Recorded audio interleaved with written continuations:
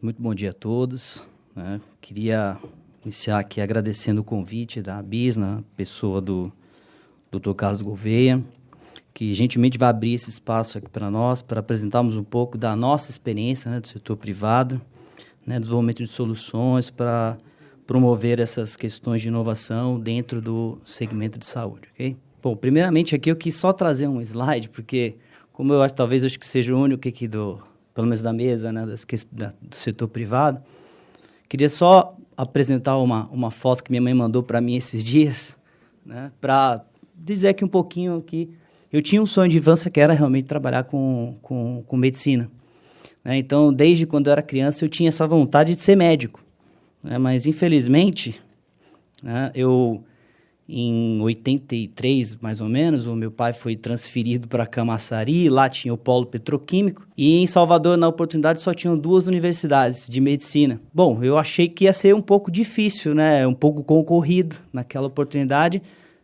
me transformar em médico. E eu brinco muito lá dentro da empresa que se eu tenho uma frustração na vida foi não ter sido médico, né? Acho uma profissão, assim, linda.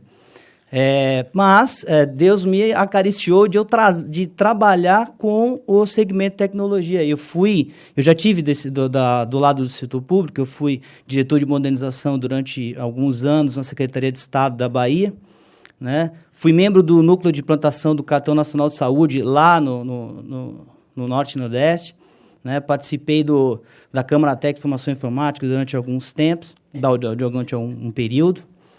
E recebi um convite para ingressar no setor privado e desenvolver essas tecnologias que a gente tanto vê aí no segmento, ok? Eu vou tirar essa aqui agora, porque senão vocês vão ficar me olhando aí o tempo todo e não é legal.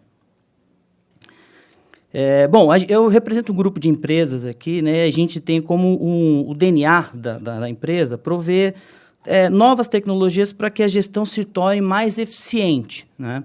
A gente percebe que a inovação, por determinado momento, ela está muito concentrada, não digo muito concentrada, mas ela está hoje com um olhar muito mais dentro da medicina diagnóstica, né? A gente fala muito de inovação no que diz respeito às questões diagnósticas, mas a gente percebe que a inovação ela precisa também passar ou chegar, né, de alguma forma, para as questões de gerenciamento e gestão, para que dentro da fala do secretário, que foi a primeira fala dele, eu percebi que, assim, olha, pelo menos nós, enquanto empresas, também estamos caminhando para um lado correto, né? Que é prover soluções ou prover tecnologia que auxilie o gestor no aumento da eficiência do serviço dele, dado o momento de escassez ou o momento atual que a gente vive em termos de economia, e, ao mesmo tempo, permitir que o usuário seja inserido nesse processo e ele tenha acesso ao serviço de forma facilitada e utilizando isso de forma um pouco mais racional. Okay? Então, aqui eu trago, na verdade, 3 experiências do segmento, né, que a gente desenvolveu ao longo desses anos, né, para compartilhar com vocês a experiência, né? Uma, especificamente, a gente trabalhou com o prontuário do paciente, né, através de um dispositivo digital, que eu vou demonstrar aqui para vocês. Uma segunda solução que é interessante também, que foi dentro do SAMU, né? A gente percebe que dentro do nosso projeto existia a possibilidade de a gente inovar as questões de atendimento para buscar uma maior eficiência do serviço. E um terceiro, recentemente, que a gente está trabalhando as questões de autoatendimento dentro do segmento de saúde, que a gente percebe que os bancos evoluíram isso, não vou dizer com muita facilidade, mas evoluíram isso, né? Acho que hoje praticamente todo mundo tem um cartão de banco e movimenta essas operações, tanto dentro de uma ATM, lá de uma máquina, quanto na internet, né? Eu tinha um dado aqui interessante, numa apresentação que eu vi na Fundação Getúlio Vargas na terça-feira, que ele disse lá que na região nossa, sul e sudeste, a gente já tem 90% dos usuários com smartphone, né? Então, isso significa que, e eu vi também a fala aqui recentemente, que assim, a gente já tem mais telefone celular, a Anatel já falou isso, né? Mais telefone celular do que habitante aqui no Brasil. Então, a gente percebe que essas inovações elas precisam chegar também aos usuários, né, de alguma forma. Então, eu vou passar a primeira experiência nossa aqui, que foi essa experiência com o prontuário com a caneta digital. A caneta digital nada mais é do que um dispositivo, eu até trouxe uma aqui hoje para demonstrar, porque o pessoal fica curioso quando a gente fala sobre caneta digital, mas ela é um dispositivo convencional, uma caneta normal, né? Ela tem uma escrita normal, né?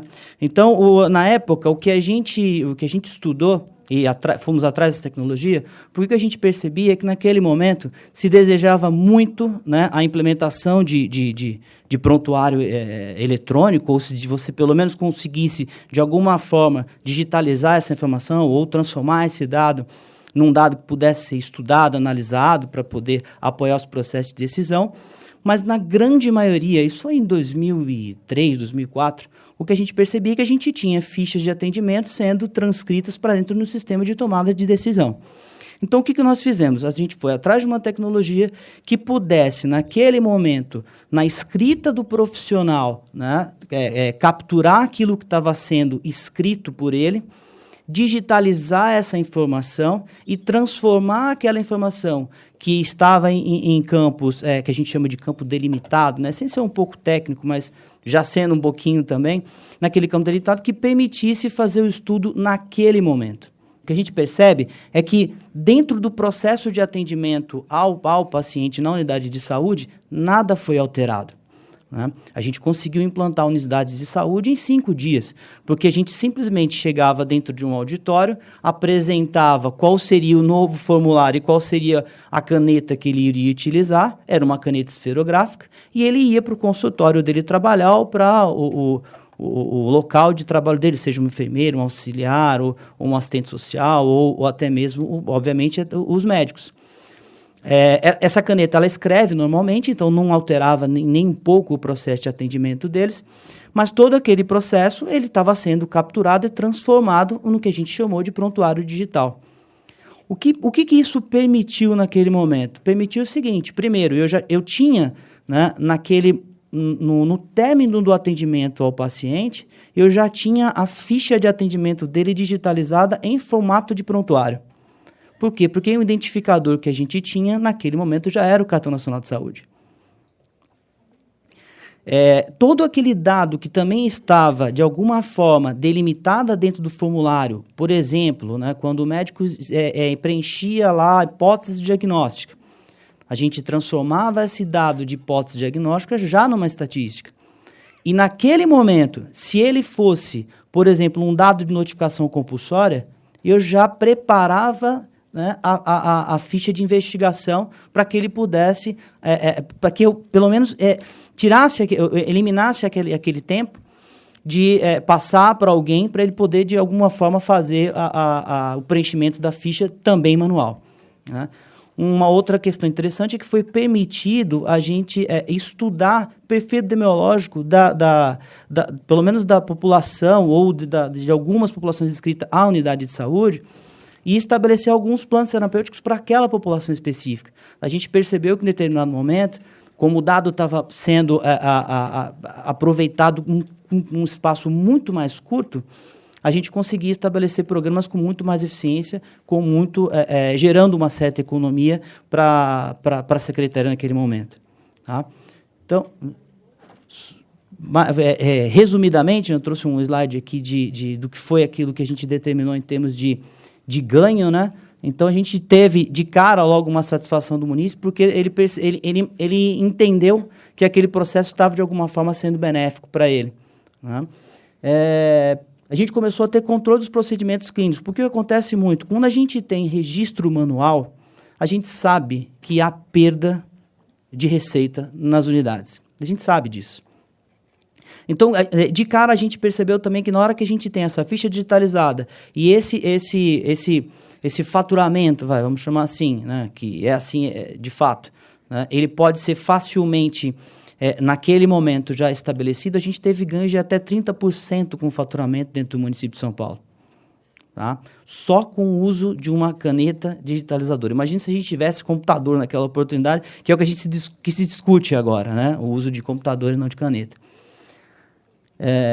Obviamente, dentro do pronto atendimento nem se fala, porque as fichas de pronto atendimento hoje, quando elas são manuais, a gente sabe que se perde. Aquilo não vira história de paciente. Tá? A partir do momento que eu tinha a caneta, dentro de uma unidade básica de saúde, aquela ficha poderia ser consultada pelo colega que atendeu no pronto atendimento. Então, a gente começou a criar também o conceito de compartilhamento de informação dentro da rede municipal de São Paulo. Tá? Então, essa trouxe aqui rapidamente, a primeira experiência que a gente teve com o prontuário, isso foi em 2004, ele foi trabalhado até 2012, né? Quando São Paulo determinou que a gente ia instalar computadores nos consultórios e que ia implementar o prontuário eletrônico, ele acabou descontinuando esse projeto dentro das unidades. Tá? Eu tenho uma certa ressalva quanto a isso, eu acho que seria importante a continuidade, porque eu acho que era um processo de transição. Mas aí é só um entendimento e a gente, infelizmente, descontinuou o projeto. Uma segunda experiência dentro de um outro serviço, né, de saúde que é prestado à população é o serviço do atendimento pré-hospitalar, que é o SAMU, que todo mundo conhece. Em 2012, nós fomos convidados a apresentar uma plataforma, né, de melhoria ao serviço prestado no estado de Santa Catarina. Para quem não conhece, o estado de Santa Catarina tem uma particularidade que o SAMU ele é estadualizado, né? Ele não é municipalizado, ou ele não é de responsabilidade apenas dos municípios. Ele tem uma câmara, né, lá, e eles são... o estado é responsável pelo serviço. Então, foi apresentado para a gente esse projeto e a gente foi construindo, junto com a Secretaria Estadual e junto com uma organização social que administra o serviço lá hoje, o que a gente chamou de um projeto SAMU Online. Né? O SAMU, lá, antes da gente assumir o serviço, junto com essa organização social, ele era composto de uma série de centrais, essas centrais todas desconectadas, né? Enfim, gerando suas informações, atendendo a população da forma como ele poderia atender, mas sem essas características de possibilitar uma evolução. A gente brincava lá que era assim, vocês estão fazendo mais do mesmo, vamos fazer alguma coisa diferente. Né? E o que a gente propôs na oportunidade foi o seguinte, olha, a gente pode criar, dentro desse complexo do que a gente entende de regulação de urgência e emergência, a gente pode inserir dispositivos ou inserir inovações dentro desse processo, de tal forma que a gente tenha ganhos expressivos de eficiência do serviço e de melhoria e atendimento ao cidadão, que está necessitando do serviço. Quando a gente entrou lá, a gente tinha, em média, mais ou menos uns 18 mil atendimentos, mês, né, pelo serviço, contando todos os municípios que já faziam parte, que fariam parte do serviço. Né? O que a gente propôs nada mais é do que conectar esses 4 componentes que fazem parte desse processo de regulação.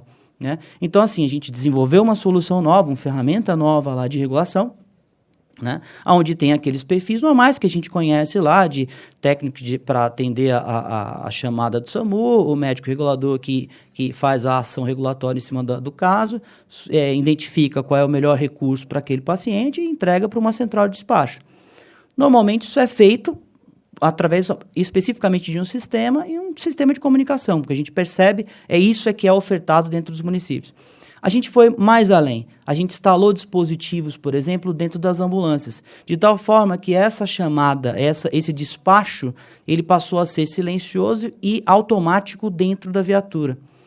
E dentro dessa viatura, a gente tem os dispositivos de rastreamento e a gente consegue posicionar a viatura no mapa, a ocorrência no mapa, e a gente encaminha aquela unidade mais próxima da ocorrência, né, de acordo com aquilo que foi solicitado pelo profissional, né, reduzindo esse tempo de deslocamento entre a unidade, né, de atendimento e a ocorrência.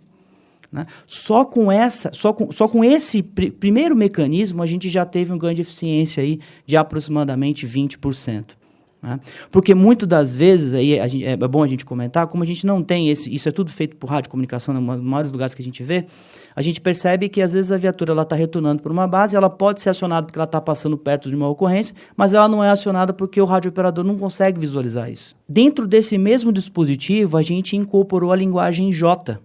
O que é a linguagem J? E também, só sendo um pouquinho técnico, é a linguagem do que a gente chama de despacho silencioso. Então, quando eu recebo uma ocorrência, eu aperto o botão e mando essa informação para o radiooperador de que, olha, recebi a ocorrência. Aperto um novo botão e aí ele fala, olha, eu já estou a caminho da ocorrência. Quando ele chega na ocorrência, ele aperta um novo botão, cheguei à ocorrência. Então, tem toda uma linguagem ali técnica, né, de deslocamento, ou dos tempos que são obrigatórios mediante portaria do Ministério, para que eu faça isso de forma eletrônica, sem que eu precise me comunicar o tempo todo com o radiooperador. Tá? E evoluímos um pouco mais. Dentro da ambulância, a gente instalou a caneta. Por quê? Porque dentro da ambulância, a gente faz o socorrista faz o atendimento, né? Ou o médico faz o atendimento.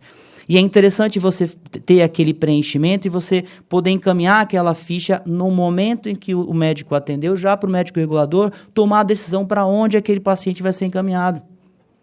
Né? A partir do momento que o médico também decide para onde ele vai ser encaminhado, o hospital de destino, já cai novamente no dispositivo o local para onde ele vai ser encaminhado, né? E a hora que cai para ele que vai ser encaminhado, abre a possibilidade de ele acionar o GPS para saber qual é o caminho mais rápido para ele chegar no hospital de destino. E para finalizar, o que nós fizemos foi passar essa informação para o hospital, para a prontidão hospitalar. Então, dentro da prontidão hospitalar, também tem uma tecnologia nossa, que ele recebe a informação de que o paciente vai chegar numa determinada condição clínica daqui a X minutos. Né? Isso trouxe para nós assim, um ganho assustador. Né? Com a mesma quantidade de recursos que a gente tinha disponível lá hoje em termos de ambulância, médico e equipamentos, a gente conseguiu alcançar o número de 30 chamados mês. Então, saímos de 18 para 30, quase dobramos a eficiência do serviço. Né? Então, a gente começou a também ter uma série de protocolos. A gente começou a fazer regulação médica em até 5 minutos, porque a informação está muito disponível. E o despacho de ambulância, que era lá de 1 minuto, 2 minutos, ele se manteve ali em 1 minuto. Né? Mas com muito mais velocidade. A avaliação do serviço lá hoje, ela é cerca de 92% da população, tanto que há um processo de reestruturação lá, e a gente está inserido nisso, para que a gente não tenha, de fato, perda nesse processo que foi estabelecido. Só para a gente finalizar aqui, eu trazer uma terceira experiência também, voltada para as questões de autoatendimento dentro da unidade de saúde de São Paulo. A gente foi convidado para participar de um projeto lá, dentro desse chamamento público que teve, da distribuição novamente das organizações sociais para a administração dos territórios, e lá dentro tinha uma proposta de instalação de um totem de pesquisa de satisfação. E ao analisar essa proposta, a gente percebeu que, assim, olha, poxa, é uma proposta interessante, porque você acaba tendo a interação do usuário com o serviço de saúde para que eu tenha, pelo menos, a visão do usuário em relação ao serviço, mas a gente podia evoluir isso, né? Ser um pouco mais ambicioso, né? E propor uma melhoria nesse projeto que foi apresentado para a gente. Então, a gente incorporou dentro desse totem, né? Um sistema de autoatendimento, onde o usuário ele pode, ele mesmo, né, ter acesso a alguns serviços sem que ele precise, por exemplo, se comunicar com a recepção da unidade. Só com esse processo eu já consigo racionalizar o uso do recurso humano que está na recepção do usuário, que hoje tem uma série de atribuições. Dentro do totem, por exemplo, hoje é possível você marcar consulta. Né? Que é um conceito, ainda assim, muito discutido em termos de acesso, o que pode ser colocado, o que é que não pode, mas a gente percebe que é possível fazer, né? Colocar esses agendamentos. O Poupa Tempo de São Paulo, por exemplo, já pensa num processo desse. E mais, eu preciso, de alguma forma, dar valor para que ele possa portar o cartão SUS. Né? A gente tem as preocupações quando vai ser atendido de solicitar ao usuário, leve o seu cartão, leve o seu cartão, leve o seu cartão. Mas a partir do momento que ele percebe que o cartão agora tem um certo uso para ele, porque vocês percebam ali que o totem tem um leitor de código de barras, né? Eu passo o cartão e eu tenho acesso a um monte de serviço. Eu posso, por exemplo, além de marcar consulta, eu posso imprimir o histórico dos meus atendimentos. Né? Ali eu consigo ter acesso ao que eu já fiz na rede pública. Né? Eu vou só passar um aqui, porque eu acho que esse aqui exemplifica um pouco melhor. Então, esse foi mais ou menos o modelo que a gente perseguiu, né? De inserir esse serviço de autoatendimento dentro da unidade de saúde. Obviamente, quando a gente implementa esse tipo de solução, eu consigo direcionar de forma apropriada o paciente dentro da unidade também, porque ali dentro tem um sistema de gerenciamento de senhas. Então, a gente pegou esses sistemas de senhas e transformou num processo de direcionamento do paciente dentro da unidade de saúde. Então, todos os tempos que são capturados dentro do processo de atendimento, eles são transmitidos para uma central de atendimento, toda a ocupação da unidade, a demanda, a entrada pelo serviço de saúde, também ele é colocado dentro dessa central de monitoramento, e essa central começa a dar indicador para a gestão para que ela possa tomar algum direcionamento naquele momento. Por quê? Porque a central está toda conectada com essas unidades de saúde e essa informação ela é transmitida a cada 5 minutos para a central. Então, eu tenho exatamente o que está acontecendo na unidade de saúde naquele momento para que eu possa intervir. Por exemplo, a gente recebe mensagens, né, por e-mail quando há alguma intercorrência na unidade. Vou dar um exemplo. Quando a unidade está com uma taxa de ocupação acima de 70%, a gente já é alertado nos painéis de monitoramento, lá na central. Quando ele passa de 75%, além de ele alertar no painel, a gente recebe um e-mail. Né? O gestor recebe um e-mail. Quando eu tenho tempos de espera acima daquilo que foi determinado pelo gestor, eu recebo um alerta no painel de monitoramento. E se aquele tempo extrapola o que eu determinei, eu recebo um e-mail. Então, eu consigo, em pouco tempo, né, agir em cima daquela necessidade que está acontecendo naquele exato momento dentro da unidade de saúde. Tá? Só para concluir aqui, que eu já recebi a plaquinha aqui, a gente, como eu falei, a questão do autoatendimento, né, a gente incorporou esse serviço do autoatendimento dentro da unidade de saúde, e agora, recentemente, a gente evoluiu para uma outra questão. A gente colocou essa característica do produto dentro do smartphone, do usuário. Então, hoje, eu só não sei qual é o apontador, mas acho que é esse aqui. A gente colocou um aplicativo disponível, né, para que o usuário possa, por exemplo, saber se ele está precisando de algum serviço de urgência e emergência, por exemplo, e eu estou na minha casa. Qual é a unidade que eu vou ser atendido mais rápido? Né? Porque se eu estou precisando de um serviço, eu suponho que eu quero ser atendido mais rápido. Então, como a gente tem todos esses equipamentos, todos esses dispositivos instalados dentro das unidades de saúde, eu consigo dizer para o usuário, por exemplo, a gente não consegue medir, que do sofá da casa dele até o primeiro atendimento, ele vai demorar cerca de, aqui no caso, 17 minutos para ser atendido. Né? E mais, se eu, por um acaso, quiser ir naquela unidade, ele vai me dizer, ele vai poder me traçar a rota que eu tenho que seguir. Eu aperto ali, aciono o Waze do meu celular e sei exatamente o caminho que eu preciso tomar até a unidade de saúde. Tá? Nós estamos evoluindo também esse mesmo aplicativo para que ele possa receber a senha, por exemplo, no celular, ao invés de ele ter que imprimir isso lá no totem. Nós estamos possibilitando também que ele possa marcar consulta no próprio celular e que ele possa também interagir com o gestor e passar a pesquisa de satisfação pelo celular. Né? Que é o que eu estava falando inicialmente. A ideia, de fato, é a gente inovar e engajar o usuário nesse processo também para que ele seja o auditor do serviço, já que ele é o principal beneficiário, o principal usuário. Bom, para encerrar também aqui, eu trago essa frase do Einstein, que para mim representa exatamente o momento que a gente está.